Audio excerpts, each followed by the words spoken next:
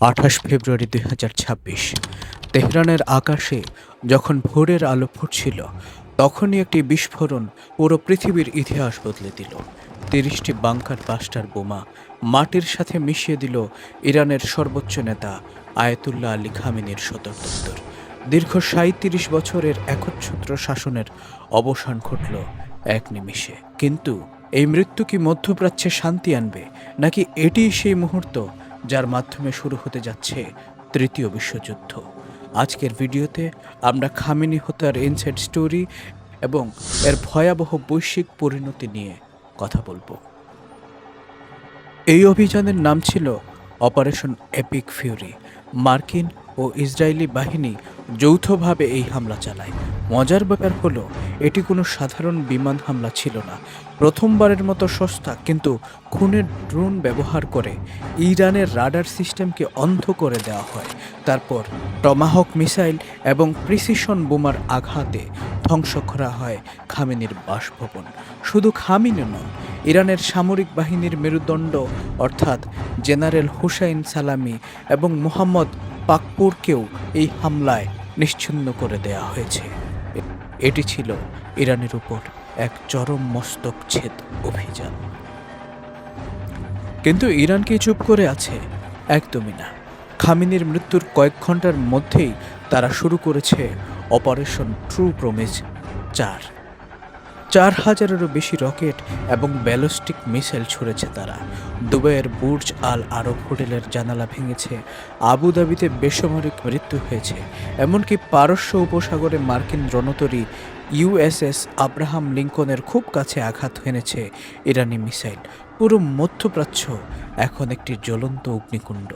Jordan থেকে Kuwait, কেউ আজ নিরাপদ নয়। আপনি হয়তো ভাবছেন এই যুদ্ধ আপনার থেকে অনেক দূরে, কিন্তু ভুল ভাবছেন।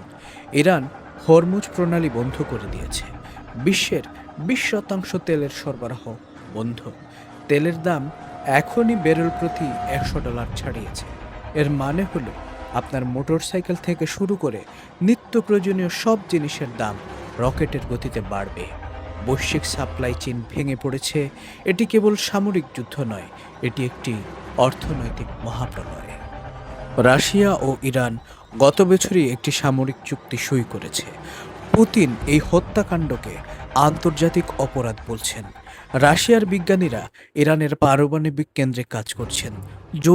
যদি কোনো রুশ বিজ্ঞানীর গায়ে আঁচ লাগে, তবে মস্কো সরাসরি যুদ্ধে জড়িয়ে পড়বে। অন্যদিকে চীন তাদের বাণিজ্যের জন্য ইরানের উপর নির্ভরশীল। রাশিয়া ও চীন যদি ইরানকে সামরিক সহায়তা দিতে শুরু করে, তবে তা আসলেই বাস্তবে পরিণত হবে। ইরানের ভেতরে কি হচ্ছে? রাষ্ট্রীয় টিভির সংবাদ পাঠকরা কান্নায় ভেঙে পড়ছেন। দেশটিতে ৪০ দিনের শোক ঘোষণা করা হয়েছে, কিন্তু মুদ্রার উল্টা পিঠও আছে। জানুয়ারি মাসের বিক্ষোভে যারা স্বজন হারিয়েছেন, সেই তরুণ ইরানিরা খামেনির মৃত্যুতে গোপনে উৎসব করছেন। তারা ভাবছেন এবার হয়তো স্বৈরশাসনের অবসান ঘটবে। কিন্তু আইআরজিসি বা বিপ্লবী গার্ড বাহিনী কি সহজে ক্ষমতা ছাড়বে? তারা হয়তো আরও কট্টর কোনো নেতাকে ক্ষমতায় বসাবে। আমরা এক বিপজ্জনক সময়ের মধ্যে দিয়ে যাচ্ছি। খামেনি হত্যা মধ্যপ্রাচ্যের ক্ষমতার ভারসাম্যকে চুরমার করে দিয়েছে।